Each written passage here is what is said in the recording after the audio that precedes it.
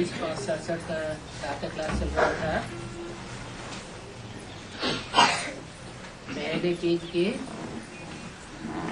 मध्य में बात चल रही थी।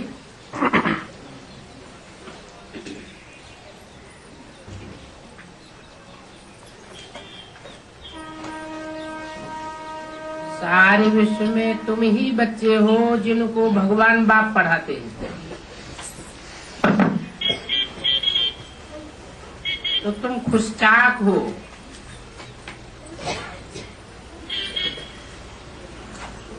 बाप याद दिलाते हैं और समझाते भी हैं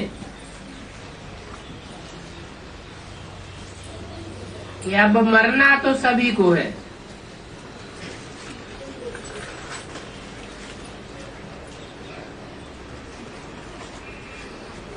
कोई को शरीर की मौत मरना है और कोई पुरुषार्थ करके जीते जी मर जाएंगे।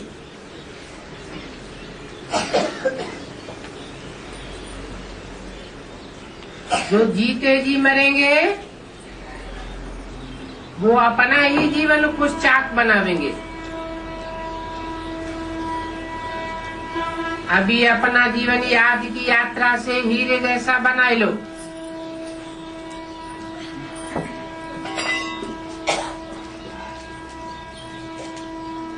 हीरे जैसा जीवन सिर्फ संगम युग में ही होता है और कोई युग में नहीं होता। सत्युग के पहले जन्म में सोने समान, त्रेता में चांदी समान,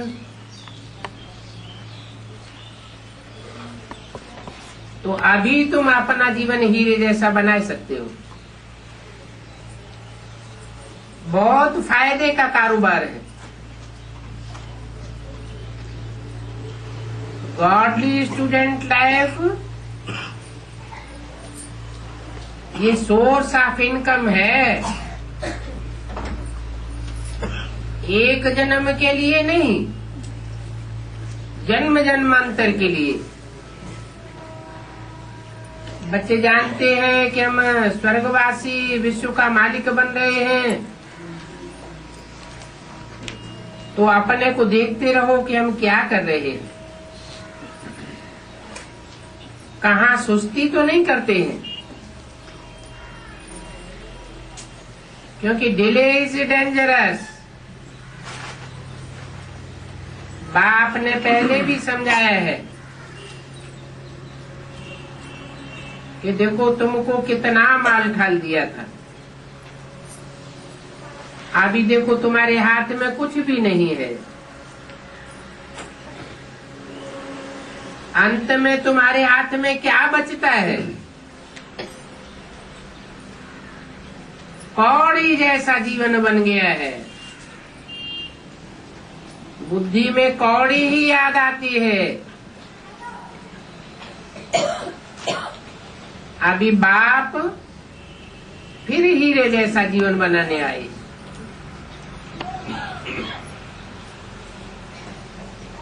बाप फिर से आए हैं देने के लिए। ये भी जानते हो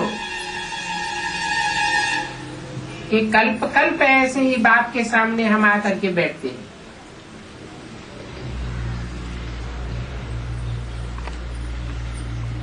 हमारे सिवाय और कोई धर्म की आत्माएं नहीं है जो सामने आकर के बैठती हो।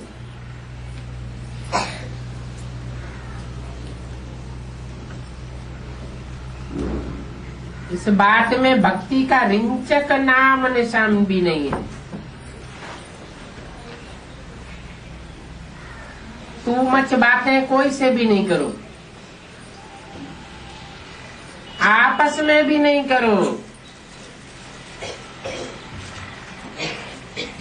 हमको बाबा पढ़ाते हैं। तो देखो कितना सहज हो जाता है। बाबा कहते हैं कि मुझे याद करो और बरसा लो। यही ज्ञान है जिससे सदगति होती है। बाकी जो कुछ भी सुनाते हैं वो सब दुर्गति करते आए हैं। ज्ञानदाता तो एक ज्ञान सागर बाप ही है, बाकी सब मनुष्य है दुर्गति दाता।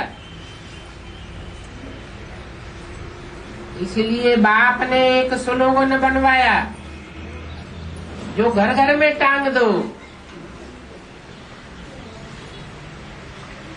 श्रीमत से सदगति और मनुष्य मत से दुर्गति। भक्ति से तो दुर्गति होती आई है। भक्ति आती है रावण से। रावण है अनेक मुख वाला, अनेक मुखों से अनेक प्रकार की बातें बताता है। और बाप है एक मुख वाला, रामलीला दिखाते हैं। राम को एक मुख दिया है और रावण को 10 मुख दिखाते हैं। अर्थ कुछ भी नहीं समझते।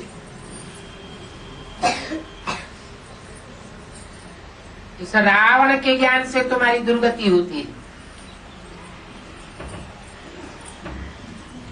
अभी भी दुर्गति हो सकती है अगर अनेकों की बातों पर चलते रहे। ऊंचे से ऊंचे एक बाप को पहचान करके एक की मत पर चलेंगे तो सदगति ही सदगति है। आत्मा की भी सदगति और शरीर की भी सदगति। संगी साथियों की भी सदगति के निमित्त बन पड़ेंगे। बाकी भक्ति से तो दुर्गति होती है, इसलिए कहा जाता है सेकंड में जीवन मुक्ति। बच्चों को समझाते तो बहुत है कि शिव के भक्तों के पास जाओ, बोलो ये तुम क्या कर रहे हो।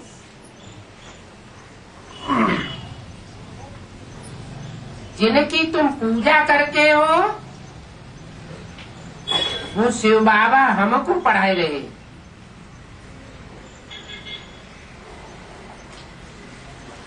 पहले भी पढ़ा करके गए थे। कुछ करके गए थे तो सारी दुनिया उस निराकार को याद करती है। तुम भी बैठ करके याद करते हो। अभी वो बाप हमको पढ़ाए रहे हैं, तुम भी आकर के पढ़ो। बाबा कहते हैं माम एकम याद करो तो तुम्हारे पाप कर्म भस्म हो जाएंगे।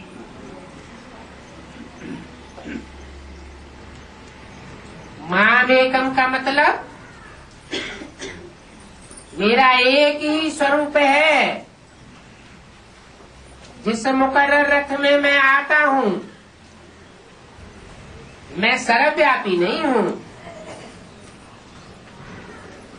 एक व्यापी होकर के आता हूं। कहा भी जाता है गॉड इज वन, तो गॉड का बच्चा भी वन कहा जाता है। कोई भी राजाएं होते थे, उन राजाओं का बड़ा बच्चा ही राज्य का अधिकारी होता था, पहला बच्चा। शिव बाप भी सृष्टि पर आए हैं। जो ज्ञान में बड़ा ठहरा वो बड़ा ठहरा। बाप ज्ञान की प्रॉपर्टी लेकर के आते हैं, उसको जो धारण करते हैं वो नंबरवार बच्चे बनते हैं।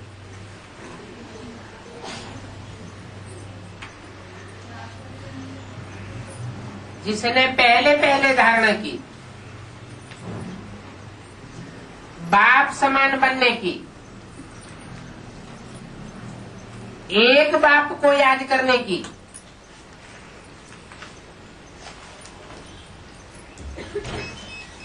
बाप उसे आप समान बनाते हैं। टाइटिल मिल जाता है शिव शंकर भोलेनाथ। शिव के साथ शंकर का ही नाम जोड़ते हैं और कोई देवता का नाम नहीं जोड़ते। तीन मूर्तियों में विष्णु के साथ शिव का नाम नहीं जोड़ा जाता, ब्रह्मा के साथ शिव का नाम नहीं जोड़ा जाता। तो भक्ति मार्ग में शिव शंकर को मिलाकर एक कर दिया है। भक्त ये नहीं समझते कि शिव अलग आत्मा है और शंकर अलग आत्मा है। मिलाकर एक कर देते हैं, लेकिन समझते नहीं है कि एक होने का कारण क्या है।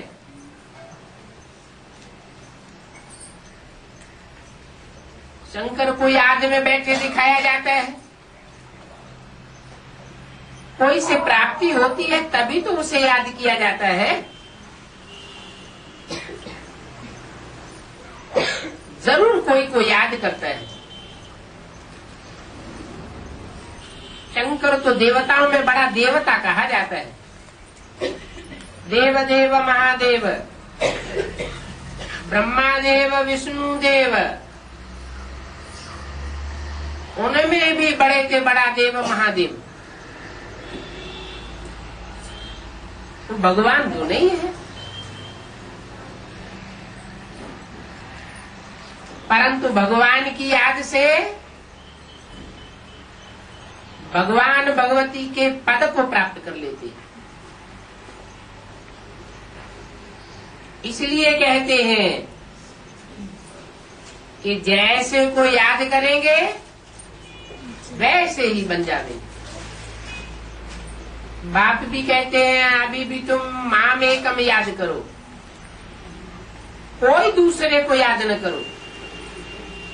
मेरी अभी विचारी याद करेंगे तो मेरे जैसे निराकारी, निर्विकारी, निरहंकारी बन जाएंगे।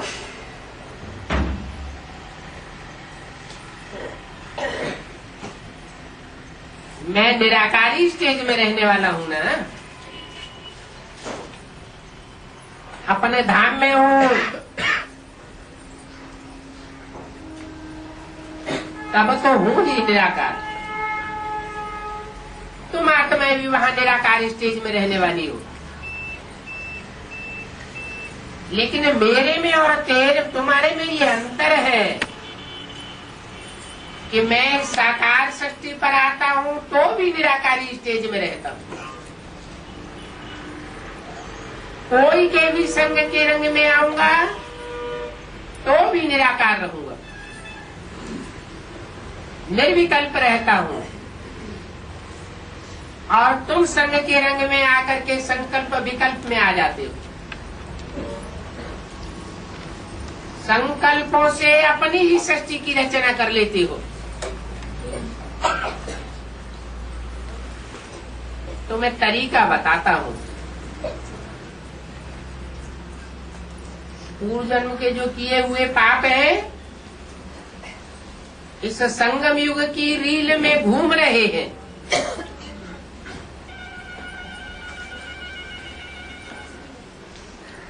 दुष्ट कर्मों का लेखा जोखा रील में आता है तो तुम्हारी अवस्था खराब होने लगती है।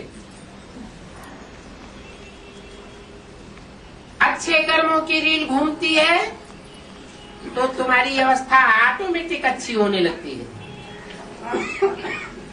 तो जिस समय अवस्था खराब होने लगे उस समय तो खास मेरी याद में रहो, तो दुष्ट संकल्पों की रील भस्म हो जाएगी।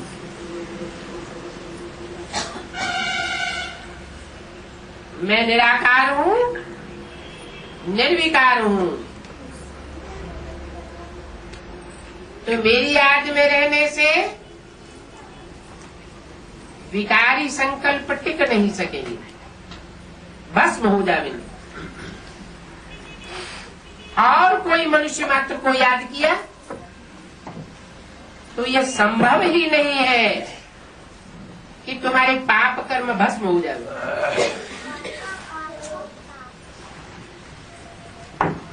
मुझे सदाशिव कहा जाता है। सदा का मतलब परमधाम वासी हूं तो भी शिव, इस साकार सृष्टि पर हूं तो भी शिव। तुम बच्चों के संग के रंग में आता हूं तो भी शिव अर्थात कल्याणकारी। जो भी वाचा बोलता हूं वो कल्याणकारी ही साबित होती है। जो भी संकल्प चलाता हूं वो सत संकल्प साबित हो जाता है। जो भी कर्म इंद्रियों से कर्म करता हूं वो कर्म सत्य कर्म होता है, व्यर्थ कर्म नहीं हो सकता। तो मेरे में और तुम आत्मा रूपी बच्चों के कर्म करने में बहुत फर्क है। मैं सदा ही निर्विकारी हूं, तुम सदा काल निर्विकारी नहीं रह सकते। मेरी याद के बल से थोड़े समय के लिए नंबरवार पुरुषार्थ अनुसार निर्विकारी स्टेज को धारण करते हो। वो भी जिसने जैसा पुरुषार्थ किया होगा उतना कर सकेगा। लंबे समय का पुरुषार्थ होगा तो अंत मते सुगते हो जाएगी। लंबे समय का पुरुषार्थ नहीं होगा, लंबे समय में देहधारियों की याद मिक्स की होगी। मेरी अभी विचारी याद नहीं की होगी तो अंत समय में भी विचारी याद आ जाएगी और पद नीचा कर जाएगी। इसलिए अभी मैं राय देता हूं, ताकीद करता हूं कि माम एकम याद करो तो तुम्हारे विकर्म विनाश हो जाएंगे, तुम्हारी आत्मा पवित्र हो जाएगी।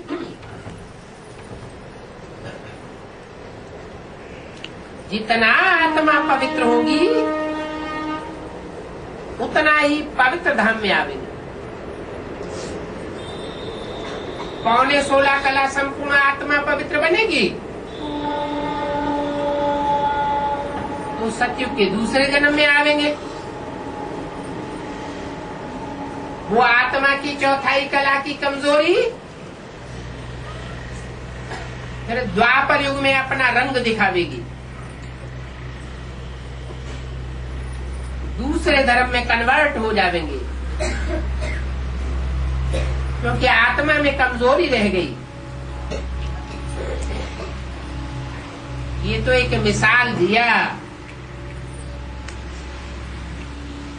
कि जितना याद करेंगे उतना आत्मा पवित्र बनेगी। ये बहुत आसान अक्षर है, सबको आगे चल करके पसंद आवेगा। माम एकम याद करो, क्या पसंद आवेगा? मुझे एक को याद करो, कोई दूसरे को याद नहीं करो। और बुढ़ियों के लिए तो बहुत सहज है।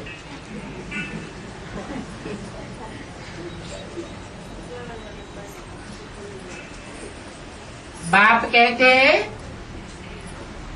एक अक्षर याद नहीं कर सकती। वंडरफुल बात है। अपने पति को याद कर सकती हो, और इस बाप ने क्या गुनाह किया है जो कि तुम याद नहीं कर सकती हो?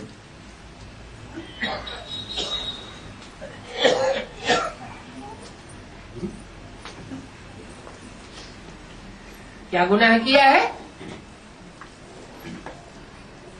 क्या कहेंगे? ऐसे तो नहीं है सब बुढ़ियां याद नहीं कर सकती है।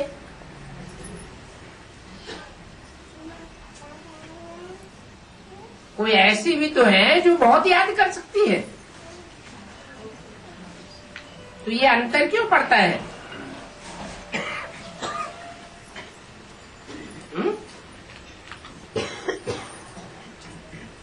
63 जन्मों में कोई कम संग के रंग में आए हैं उस मुकर्रर रथधारी के साथ, और कोई ज्यादा संग के रंग में आए हैं, कोई बिल्कुल ही संग के रंग में नहीं आए हैं, नाम मात्र। तो उन्हें याद भी नाम मात्र याद आवेगी। उन 63 जन्मों की भी शूटिंग कहाँ होती है, रिहर्सल कहाँ होती है? अभी संगम युग में रिहर्सल हो रही है। अभी जितना चाहो अपनी आत्मा में बल भर सकते हो। बुद्धि का ताला खुला हुआ है। अलबेलापन करेंगे, सुस्ती करेंगे तो अपना ही घाटा डालेंगे। ये तो भला बुद्धि में है ना कि हम बाप की श्रीमत से स्वर्गवासी बन रहे हैं। ये श्रेष्ठ मत हमें आज तक और किसी गुरु ने नहीं दिए कि स्वर्गवासी कैसे बना जाता है।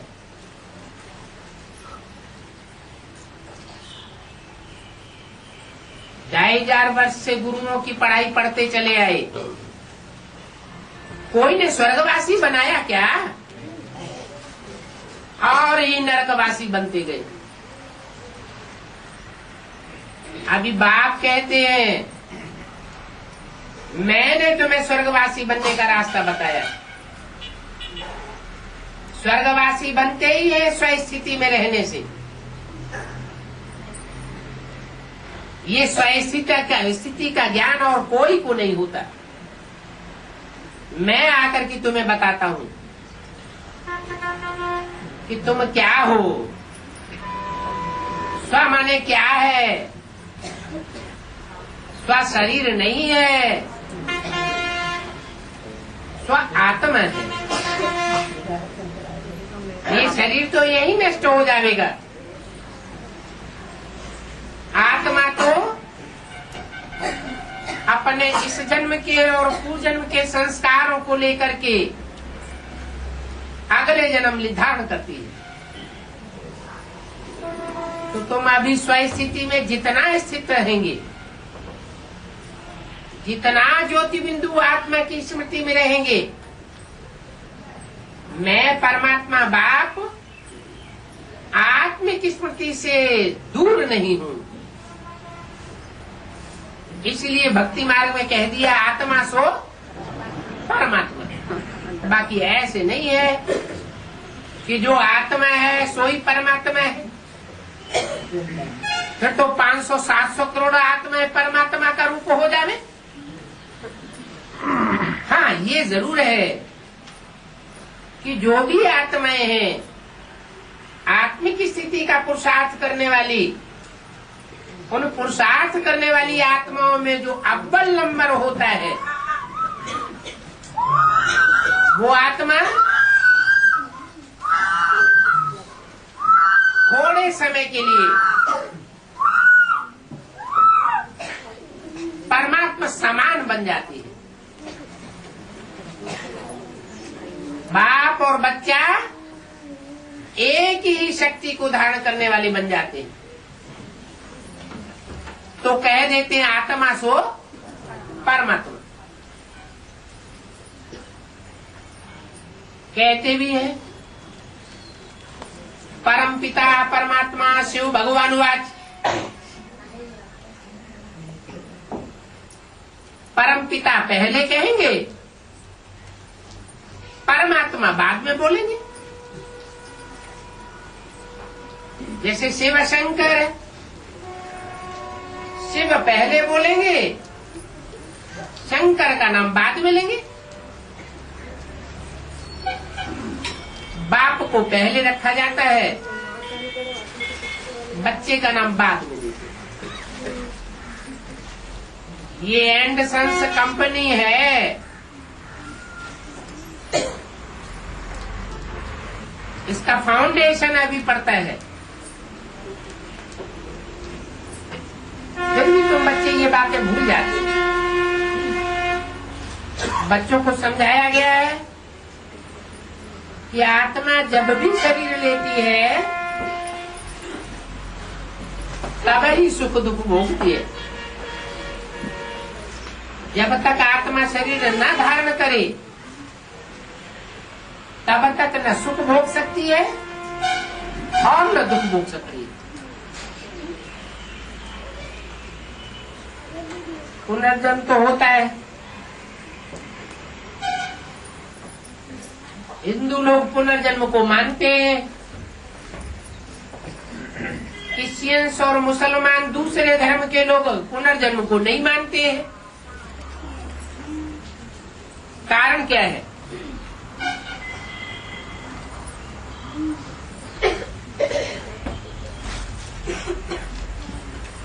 इस बात का फाउंडेशन कहाँ पड़ता है? कैसे? संगम युग में कैसे फाउंडेशन पड़ता है? जो क्रिश्चियन धर्म में कन्वर्ट होने वाली आत्माएं हैं वो आत्मिक स्थिति को पक्का नहीं कर पाती। उन्हें पूरा विश्वास नहीं हो पाता हमारे देह अहंकार के कि वाकई हम आत्मा है। इसलिए वो फाउंडेशन पक्का नहीं होने के कारण स्मृति भी पक्की नहीं होती। और तुम तो हो 84 जन्म लेने वाले, इसलिए तुमको पक्का हो जाता है कि हम तो हैं ही ज्योति बिंदु आत्मा, और तुम आराम से ये शरीर छोड़ देते हो। देह में कोई मोह ममत्व नहीं रहता। तो ये फाउंडेशन अभी पड़ रहा है कि आत्मा एक जन्म लेती है या अनेक जन्म लेती है। अनेक जन्म धारण करने वाली मैं आत्मा ऑल राउंड पार्ट बजाने वाली हूँ।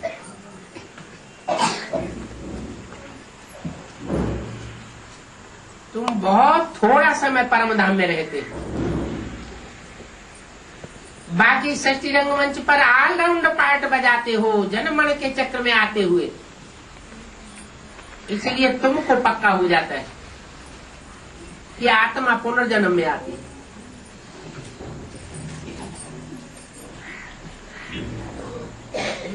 बच्चों को याद के लिए समय फिक्स करना चाहिए। दैवी गुरु भी धारण करने हैं और बहुत मीठा बनना है। अभी कोई से भी लड़ने झगड़ने का टाइम नहीं है। झगमुई की बातों में अगर टाइम वेस्ट करते रहे तो अपना घाटा बहुत भारी कर देंगे, बाद में बहुत पछताना पड़ेगा। अभी संगम युग का समय है सहन करने का। जितना जो सहन करेंगे उतना फायदे में रहेंगे। लिखा हुआ भी है 16 कला संपूर्ण निर्विकारी। तो विकारों को क्यों आने देना चाहिए? कितना मीठा बनना चाहिए। मीठा बनना ये भी तो गुण है ना।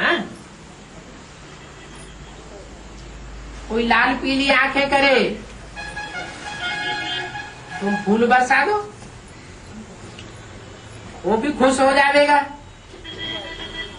कि अरे इनके ऊपर तो कोई असर ही नहीं होता। तो कोई भी उल्टा सुल्टा काम नहीं करो। अगर ऐसा वैसा कोई काम भूल से हो भी जावे तो अपना कान पकड़ना है, तो सावधानी बनी रहेगी।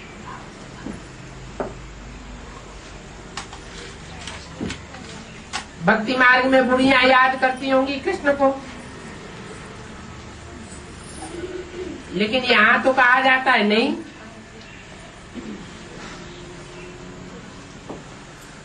कृष्ण को याद नहीं करना है। किसको याद करना है? बाप को याद करना है।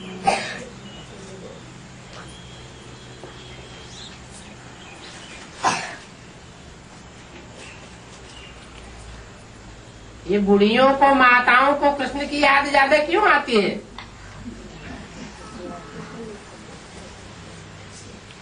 हैं?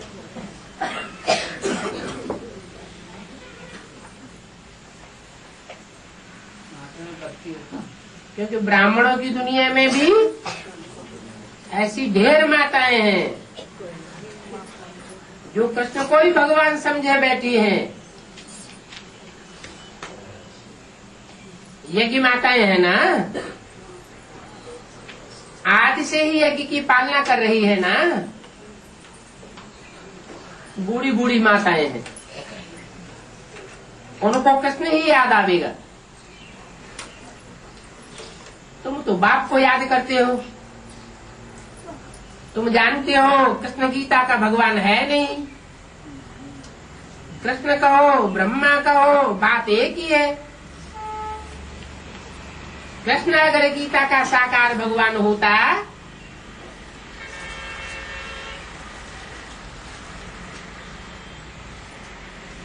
तो गीता से सदगति होनी चाहिए। गीता पढ़ते पढ़ते कोई की सदगति तो हुई नहीं। क्यों नहीं हुई सदगति? क्योंकि सदगति होती है ज्ञान से। ज्ञान आता है निराकार से, निराकारी स्टेज वाले से, जो खुद साकार स्थिति में टिका हुआ होगा, देवभान में टिका हुआ होगा। वो दूसरों को ज्ञान नहीं दे सकता, जानकारी नहीं दे सकता, सच्चाई नहीं बता सकता। एक सद्गुरु निराकार ही कहा जाता है। वो निराकार सद्गुरु सच्ची बात आकर के बताते हैं, सच्ची बातें बता करके सत्य युग की स्थापना करते हैं।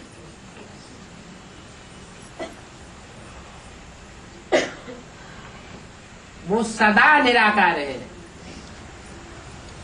हम पुरुषार्थ करके थोड़े समय के लिए नंबरवार निराकारी स्टेज धारण करते हैं। मान लो जिसे मुकर्रर रथ में प्रवेश करता है, वो भी सदाकाल के लिए निराकार रहता है क्या?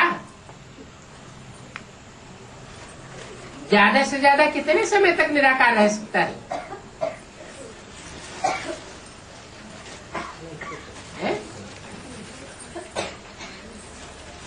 जब तक संगम युग है तब तक वो निराकारी स्टेज धारण कर सकता है। सत्युग शुरू होगा और इंद्रियों से सुख भोगना शुरू कर देंगे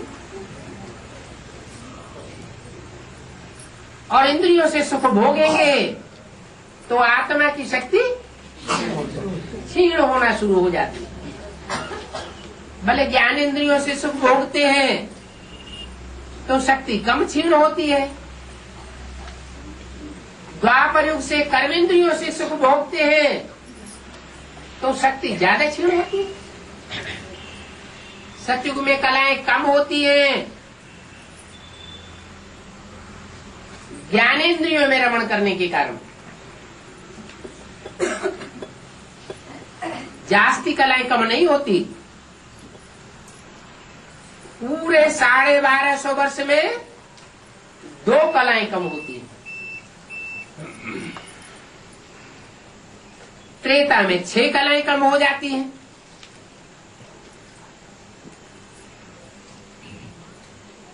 क्योंकि ज्ञानेन्द्रियों से थोड़ा थोड़ा नीचे उतरने लगते हैं और द्वापर युग में तेजी से पतन होता है। क्योंकि कर्म इंद्रियों से शक्ति क्षीण होना शुरू हो जाती है। कलयुग में कलाहीन बन जाते, एड़ी से लेकर के चोटी तक देहभान समा जाता है।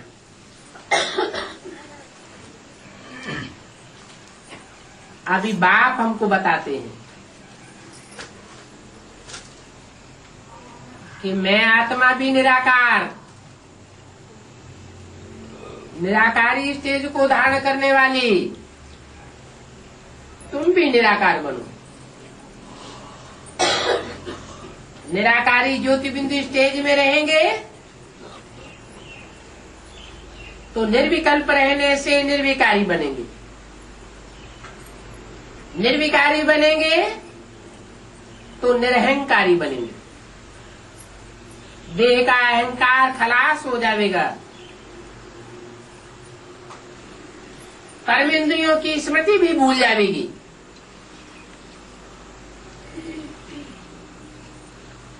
कितनी अच्छी अच्छी बातें बताता हूँ धारण करने की, फिर याद क्यों नहीं रहती? ऊंच से ऊंच पद पाना है तो इन बातों की धारणा भी करनी। ऊंच से ऊंच पद वो ही पा सकेंगे जो ऊंच से ऊंच को याद करेंगे। और धर्म पिताएं भी हैं, वो धर्म पिताएं नंबरवार हैं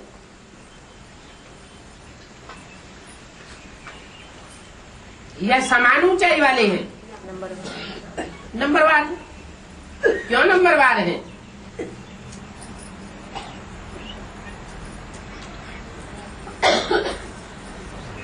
उनको नंबरवार क्यों स्टेज प्राप्त होती है?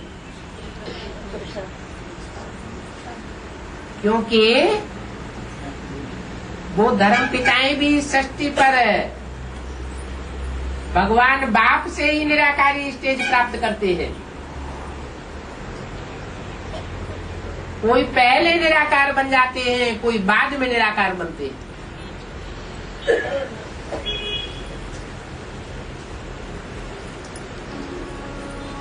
सनातन धर्म की स्थापना जिनके द्वारा होती है वो सनत कुमार पहले निराकारी बनते हैं। उनको कहा जाता है योगीश्वर।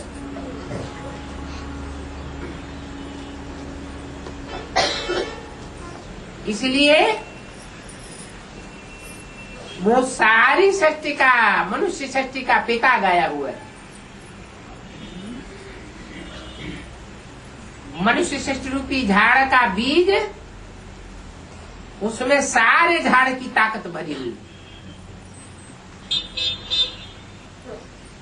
और जो धर्म पिताएं हैं वो बाद में समझते हैं,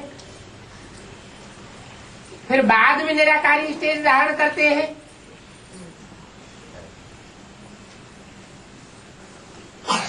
तो आत्मा में शक्ति भी कम आती है।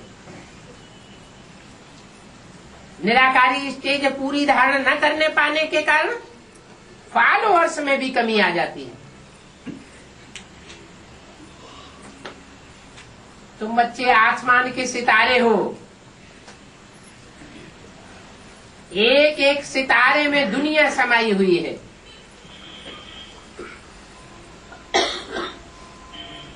उन जड़ सितारों में दुनिया नहीं है, तुम चैतन्य सितारों में दुनिया समाई हुई है। क्योंकि तुम सारी सृष्टि के पूर्वज हो। एक एक सितारे के पीछे सैकड़ों नहीं, हजारों, लाखों, करोड़ों की तादाद में फॉलो करने वाले मौजूद हैं। तो अपनी दुनिया हो गई ना। तो बाप तो कहते हैं ऊंच से ऊंच पद पाना है, ऊंच से ऊंच को फॉलो करेंगे तो ऊंच पद पावेंगे। कोई तो फिर थर्ड क्लास को फॉलो करते हैं। बाप को पहचानने के बाद भी, अंजाम करने के बाद भी, खून से लिख करके देने के बाद भी, कोर्ट स्टाम्प पेपर पर लिखने के बाद भी थर्ड क्लास धर्म के धर्म पिता को फॉलो करने लग पड़ते हैं।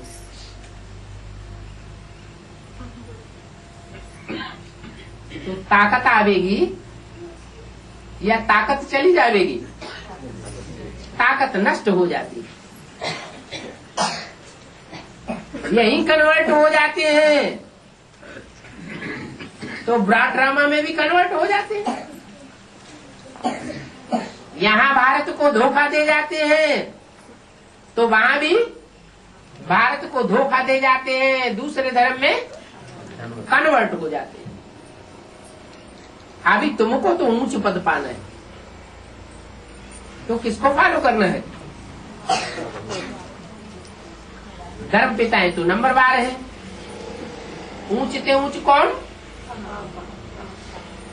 ऊंच से ऊंच कहेंगे शिव बाबा। शिव बाप को नहीं कहेंगे ऊंच से ऊंचे। शिव बाप माने बिंदु बिंदु आत्माओं का बाप। वो तो परमधामी स्टेज की बात है। परमधाम में ऊंच और नीच की बात नहीं होती है। इस साकार सृष्टि पर ऊंच और नीच का भेद होता है। तो ऊंच है मनुष्य सृष्टि का पिता। इसलिए पहले भी मुरली में बोला, next to God is Shankar, next to God is Prajapita,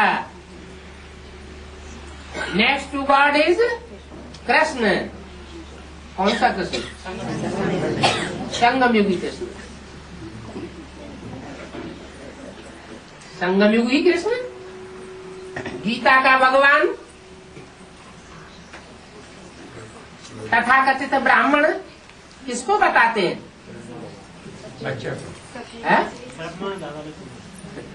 Krishna को गीता का भगवान नहीं बताते। कृष्ण उर्फ ब्रह्मा को गीता का भगवान नहीं बताते। गीता का साकार भगवान वो तथाकथित ब्राह्मण किसको बताते हैं? दादा लेखराज उर्फ कृष्ण की आत्मा को बताते हैं ना। तो वो संगम युग में नहीं होता क्या है? संगम युग में उसका रूप दादा लेखराज का है। कृष्ण के रूप में तो वो सतयुग में बच्चे के रूप में जन्म लेगा। यहाँ भी बच्चा बुद्धि के रूप में पार्ट बजाता है, बल वृद्ध ब्राह्मण के रूप में है तो भी पार्ट कैसा बजाता है? बच्चा बुद्धि के रूप में। इसलिए कृष्ण बच्चा गीता का भगवान नहीं हो सकता। फिर गीता का भगवान कौन हुआ? जिसके लिए बोला next to God is Krishna. कौन सा कृष्ण? संगम युगी स्वर्णिम युग का कृष्ण। Next to God is Shankar. Next to God is Prajapita. Next to God is Narayan. चार को नेक्स्ट टू गॉड बताई दिया। तो गॉड के बाद 4 का नंबर होगा या 1 का नंबर होगा? 4 का नाम क्यों दे दिया?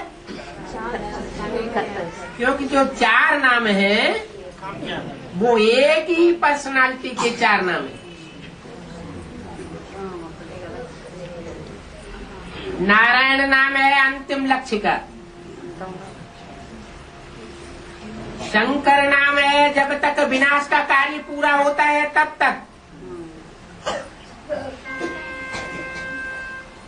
कृष्ण नाम है नारायण बनने से पहले, जब कंस से टकराव होता है।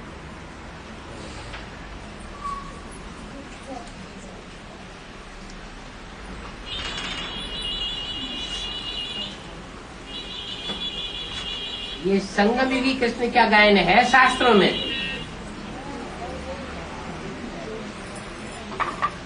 कि कृष्ण के साथ फ्रंट में कंस खड़ा हुआ था। कंसी, जरासिंधी, शिशुपाल।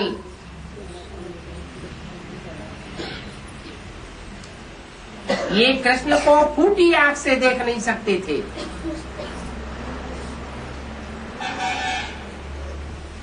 संगम युग की बातें हैं।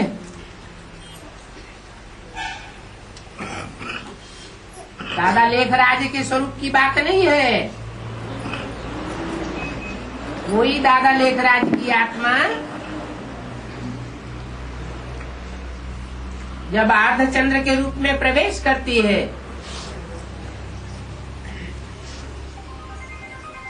तो काले कृष्ण के रूप में मानी जाती है, और जब संपन्न बनती है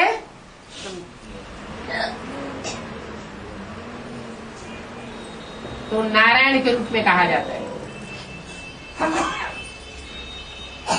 वो नारायण संगम युग में और सतयुग के आदि में 16 कला संपूर्ण कहा जाता है। दूसरे नारायण भी हैं जो सतयुग में ही जन्म लेते हैं, लेकिन उनका गायन और पूजन शास्त्रों में नहीं है। उनके मंदिर नहीं है, उनकी मूर्तियां नहीं पूजी जाती। क्यों नहीं पूजी जाती? क्या वो पवित्र नहीं होते हैं? सतयुग में Lakshmi Narayan the second, third, fourth ये पवित्र नहीं बनेंगे क्या? हैं? नहीं बनेंगे? पवित्र तो बनेंगे। फिर इनकी पूजा क्यों नहीं होती है? हाँ, क्योंकि संगम युग में इन्होंने ऐसा पुरुषार्थ नहीं कर पाया जो पूजनीय बन पाते। इसलिए गायन, पूजन और यादगार त्योहार संगम युगी स्वर्णिम युग के हैं, सतयुग के नहीं है। वो तो उतरती कला का युग है और संगम युग है चढ़ती कला का युग। संगम युग में भगवान बाप आते हैं, सतयुग में भगवान नहीं होता है, इसलिए संगम युग का गायन।